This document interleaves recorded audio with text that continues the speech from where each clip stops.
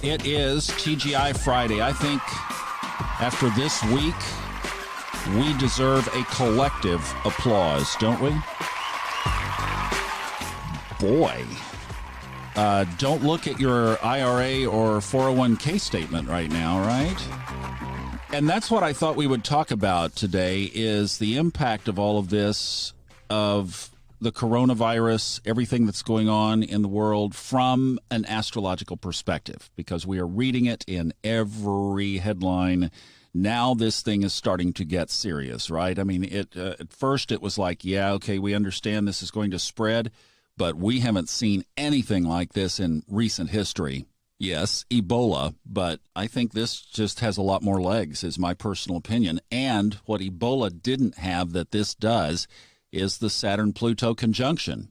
So when I first started focusing on the fact that Saturn in its home sign of Capricorn was going to be conjuncted by Pluto, the first time, and then you go back and look, the last time that happened was the year 1518.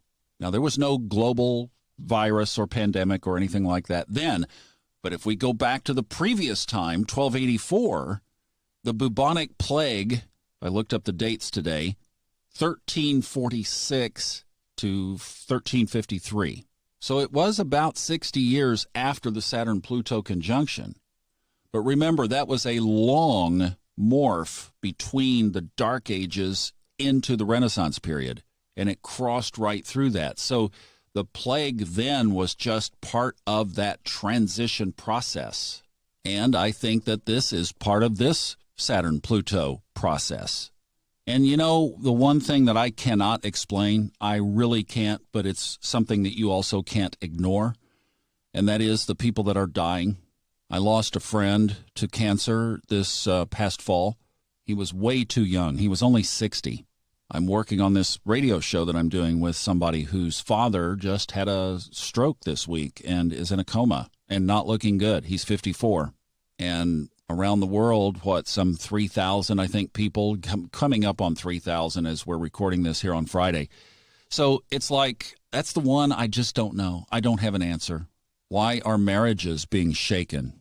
Majana and I had dinner this week with a couple that are friends of ours who are going through a really tough time. And we learned yesterday of another couple that could be going through a possible, end of their relationship. These are Saturn-Pluto characteristics.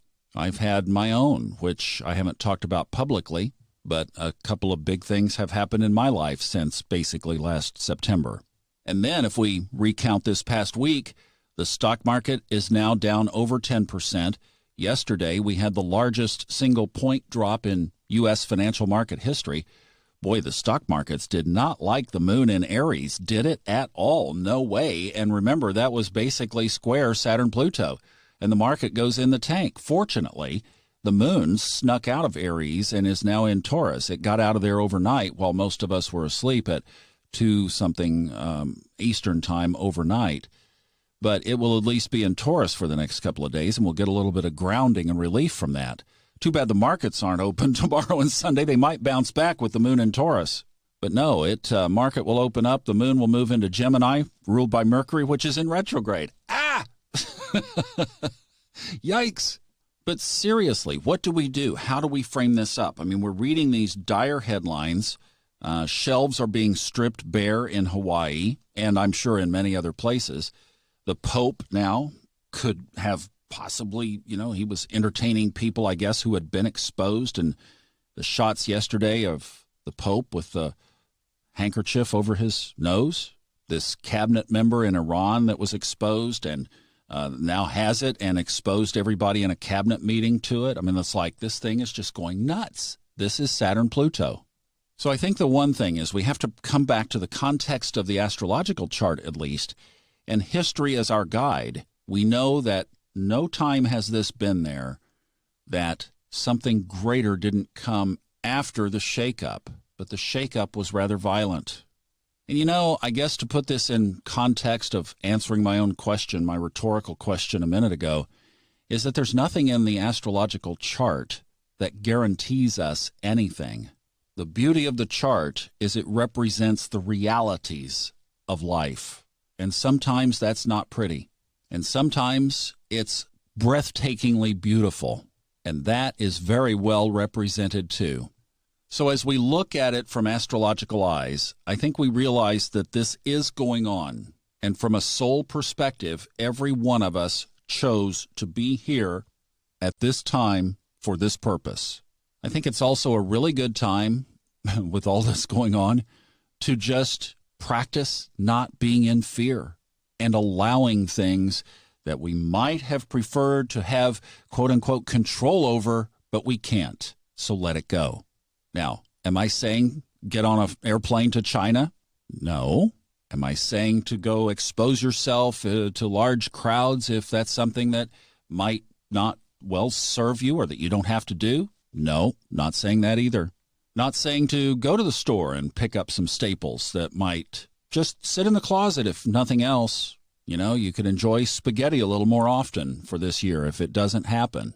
But I am saying don't do any of that out of fear.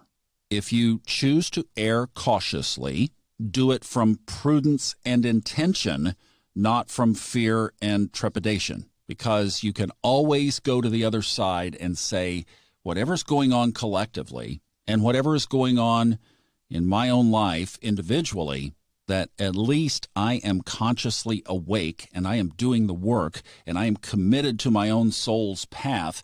And with that, I realize that Saturn and Pluto together can be very powerfully transformative in ways that my soul could only have dreamt of growing in any other quote-unquote normal condition.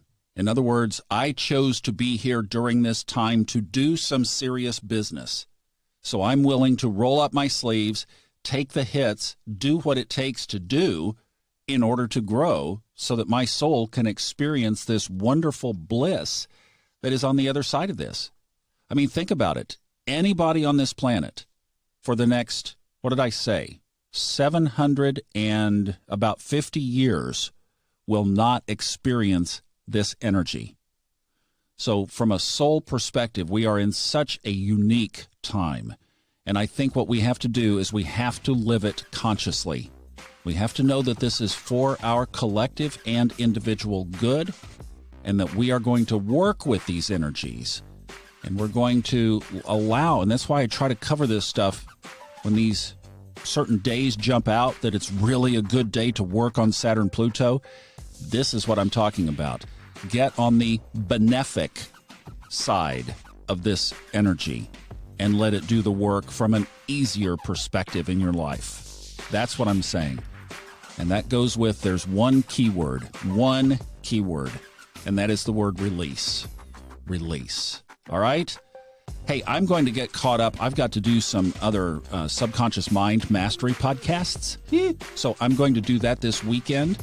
So I will see you over there if you want to hop over and catch what we're doing over there.